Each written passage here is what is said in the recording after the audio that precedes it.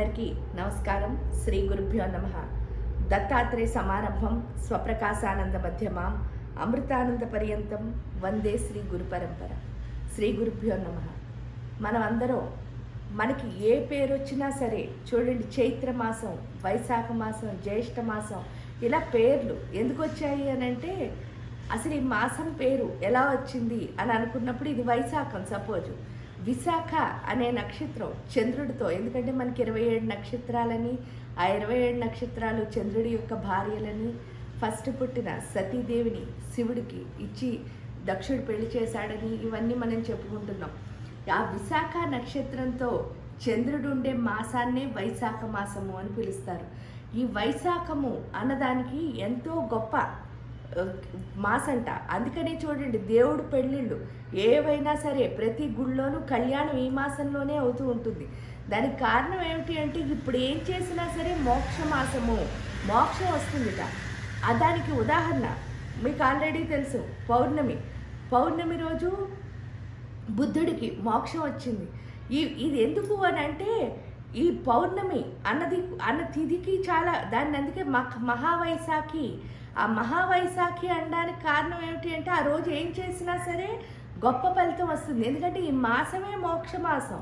ఇలాంటి మాసంలో పౌర్ణమి రోజు ఏం చేసినా సరే, ఎందుకంటే చంద్రుడు 16 కళలతోనూ ఉంటాడు. మన మనస్సులో నిశ్చలత్వము అన్నది ఎప్పుడైతే వచ్చిందో దాని ద్వారా మనం సాధించలేనిది ఏమీ లేదు అన్నది వైశాఖ మాసంలో మనకు అర్థమవుతుంది. అసలు వైశాఖము అన్న పదానికి అర్థం ఏమిటి అంటే, వైశాఖము అన్న పదం సుబ్రహ్మణ్య స్వామికి ఇంకో పేరు అనమాట. అంటే సుబ్రహ్మణ్యేశ్వరుడు, కార్తికేయుడు, మురుగన్, అలాగే విశాఖుడు అని కూడా పేరుందిట. ఆయనకి ఇంకో పేరుంది స్థాణువు అని. స్థాణువు అంటే అర్థం ఏమిటి? నిటారుగా ఉంటుందని అర్థంట.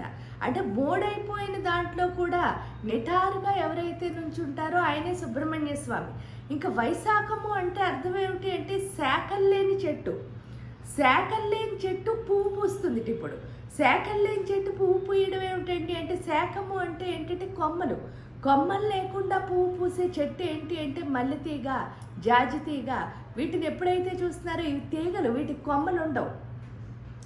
అంటే అలాంటి స్థితి. అంటే ఏంటంటే అక్కడ ఏది లేకపోయినా సరే మనకి అంటూ ఒక ఆధారం ఎవరైతే చూపిస్తారో ఆయన పేరు సుబ్రహ్మణ్య స్వామిట.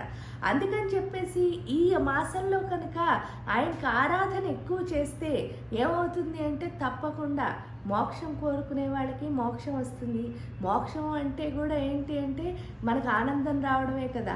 అంటే మనం ఏ పని చేస్తున్నా సరే అందులో ఆనందం రావాలి అంటే ఆ పని ఫుల్ఫిల్ అయితేనే కదా వస్తుంది.